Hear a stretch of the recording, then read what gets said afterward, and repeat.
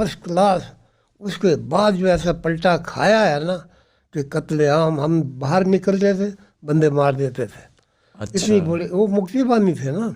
अच्छा हाँ, मुक्ति बानियों ने हमें ऐसा मारना शुरू किया कि हम बाहर ही नहीं निकलते, यानी दूर नहीं जाते थे। मिल की फैक्ट्री के बाद सड़क थी, उसके बाद एक बड़ा सा वो जैसे फुटपाथ कह रहे हैं, कोई 25-30 फुट की चौड़ी थी वो। उसके बाद नहर थी, वहाँ बैठा करते थे। हमने घास पास लगाई थी, बेंचें लगाई हुई थी, वहाँ बैठा करते थे। वो टांटिंग रिमार्क देते थे हमें, तो जाहिर है दुख तो होता था कि हम इन्हीं से कल हम सामने रूबरू बात करते थे, आज हम सर नीचे करके बात कर रहे हैं। फ़र्क तो बड़ा पड़ता है। अच्छा। तो एक दिन हम बैठे हुए थे तो जैसलमेर की तरफ से ऐसी धूल उड़ती हुई नजर आई, जैसे कोई फौजी कोई काफिला आ रहा है। कोई 10 मिनट के बाद जनाब अली उधर हमारी फैक्ट्री के गेट पे, बल्कि हमारे साथ ही हम भी बाहर ही बैठे थे। मेजर साहब उतरे गाड़ी से, बोले जी आप वो चौधरी साहब को बुलाएं, वो हमारे जेएम थे, कि आपने लोगों ने यहाँ से फटाफट कूच करना है, खुलना चला जाना, 60 मिनट दूर था खुलना बंदरगाह। तो क्योंकि वो इंडियन आर्मी हमारे पाकिस्तान के शहर जैसलमेर में दाखिल हो गई, अच्छा तो हम यहाँ पर मोर्चा लगाएंगे। अच्छा। हाँ जी, यकीनन आपने कहा हजारों जवानों का खून जो है वो वहां बहा नहीं, दिया। मुझसे पूछा गया था कितने थे, मैंने कहा मुझे कैजुअल्टी नहीं पता, शायद हजारों का खून बहा से मतलब है उसमें जख्मी भी शामिल हैं, लेकिन जो डेड बॉडीज थी, मैंने कहा मेरा एक अंदाजा था कि तकरीबन शायद 1000 होंगी, लेकिन मुझे बाद में बताया गया कि ये तकरीबन कुछ 600 से ऊपर लोग थे जो शहीद हुए, जनरल परवेज जिनमें से मुशर्रफ ने सबकी कहा, बॉडीज नहीं वापस ली गई। जनरल परवेज कैसे इंडिया को कंपेल किया जाए to concede to our demands. Compel तो मैंने अभी कहा कर नहीं सकते। कंपेल आप नहीं कर सकते, बातचीत के साथ ही आप कुछ ना कुछ ले सकते हैं और कुछ ना कुछ देना पड़ेगा। क्या देना पड़ेगा? आपको कश्मीर के ऊपर जो यूएन रेजोल्यूशंस हैं इसको भूलना पड़ेगा। उसकी 2 वजूहत हैं। एक ये कि आप इंप्लीमेंट नहीं करवा सकते, ना दुनिया आपके साथ है ना आपके पास ताकत है उसको करवाने की। और तीसरी बात ये कि कश्मीरी नहीं चाहते कि वो आपका हिस्सा बने, ये हमें एक्सेप्ट करना पड़ेगा।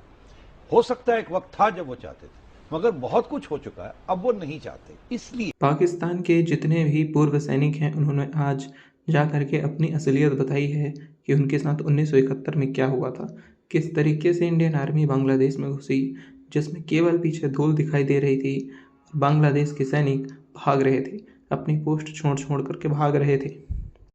पाकिस्तान चाहे कितना भी छुपाने की कोशिश कर ले, लेकिन ये रियलिटी है कि 1971 में बहुत बुरी तरीके से मार खाया था। और अब पाकिस्तान के जितने भी पूर्व सैनिक हैं वो मीडिया में आ रहे हैं, साथ ही उन्होंने इंटरव्यू में बताया है कि किस तरीके से पाकिस्तान ने बुरी हार हारी थी।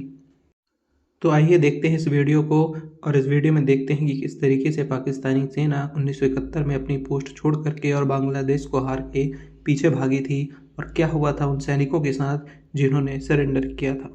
First class. उसके बाद जो ऐसा पलटा खाया है ना कि कत्लेआम, हम बाहर निकलते थे बंदे मार देते थे। अच्छा इतनी बड़ी वो मुक्ति बानी थे ना। अच्छा। हाँ, मुक्ति बानियों ने हमें ऐसा मारना शुरू किया कि हम बाहर ही नहीं निकलते, यानी दूर नहीं जाते थे। मिल की फैक्ट्री के बाद सड़क थी, उसके बाद एक बड़ा सा वो जैसे फुटपाथ कह रहे हैं, कोई 25-30 फुट की चौड़ी थी वो। उसके बाद नहर थी, वहाँ बैठा करते थे। हमने घास पास लगाई थी, बेंचें लगाई हुई थी, वहाँ बैठा करते थे। अच्छा।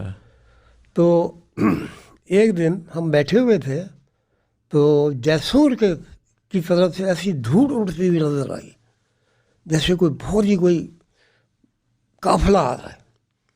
कोई 10 मिनट के बाद जनाब अली उधर हमारी फैक्ट्री के गेट पे, बल्कि हमारे साथ ही हम भी बाहर ही बैठे थे। मेजर साहब उतरे गाड़ी से, बोले जी आप वो चौधरी साहब को बुलाएं, वो हमारे जेएम थे, कि आपने लोगों ने यहाँ से फटाफट कूच करना है, खुलना चला जाना, 60 मिनट दूर था खुलना बंदरगाह। तो क्योंकि वो इंडियन आर्मी हमारे पाकिस्तान के शहर जैसलमेर में दाखिल हो गई, अच्छा तो हम यहाँ पर मोर्चा लगाएंगे। अच्छा। हाँ जी, शरफ खुद कह रहे हैं कि हमने कितना बड़ा एरिया कब्जे में ले दिया, एक टैक्टिकल ऑपरेशन के स्ट्रेटेजिक नताइज निकले, तो ये फिर छोटी सी नौयत की बात तो ना हुई। आप कहते हैं आर्मी रेगुलर्स को भेजा गया? जी हाँ, आर्मी रेगुलर्स को भेजा गया और एनएलआई यूनिट्स, हालांकि वो इन दैट सेंस उस वक्त आर्मी रेगुलर्स नहीं थे, लेकिन आर्मी हेडक्वार्टर के नीचे कमांड कर रहे थे। और ये कहना कि वो रेंजर्स और एफसी की नौइयत के ट्रुप्स हैं, ये बात दुरुस्त नहीं है। रेंजर्स और एफसी जो है वो मिनिस्ट्री ऑफ इंटीरियर के नीचे परफॉर्म करती है। क्या नॉर्दर्न लाइट इन्फेंट्री ही थी या उसके अलावा भी नहीं, रेगुलर यूनिट्स भी थी। रेगुलर यूनिट्स भी थी जी। कितने लोगों को भेजा गया था?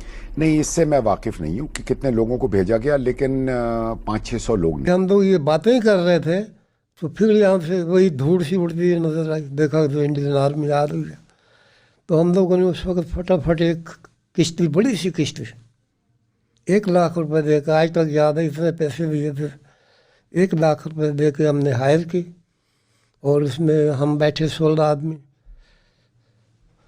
बैठे हैं। तो उसमें कुछ मिलिट्री वाले भी कोई 10-15 चढ़ गए कि जी हमें भी भेज जाए, हम जिंदगी मौत हो गई है। तो हम वहाँ से चल पड़े, किनारे पर हमारी गाड़ियाँ खड़ी रह गई, बस वो किश्ती में हम चले चले चले चले चले। जब सुंदरबन के जंगल के पास थोड़ी देर पहले, मतलब काफ़ी फासला, जब वहाँ पहुँचे हैं सुंदरबन के जंगल के पास, तो ऊपर से हमारे ऊपर रेड हो गई, बमबारी हो गई। अच्छा। जी हाँ, इंडियन आर्मी ने। तो हमसे आगे भी कोई 3-4 किश्तियाँ बड़ी बड़ी डूबी हुई थी। तो हम लोगों पर रेड हुई तो हम फटाफट सुंदरबन की तरफ जो पानी जा रहा था, नहर थी, उसमें दाखिल हो गए, दरख्तों के नीचे छुप गए, नज़र नहीं आया। वहाँ बिस्तर हमें देंगे, हमको शादी में कह रहे। उसके बाद जनाबे अली हमें वहाँ पे उन्होंने कोई 10-12 दिन रखा। उसके बाद उन्होंने कहा जी इनकी अलॉटमेंट आ गई है, मेरठ जाएंगे, ये मेरठ।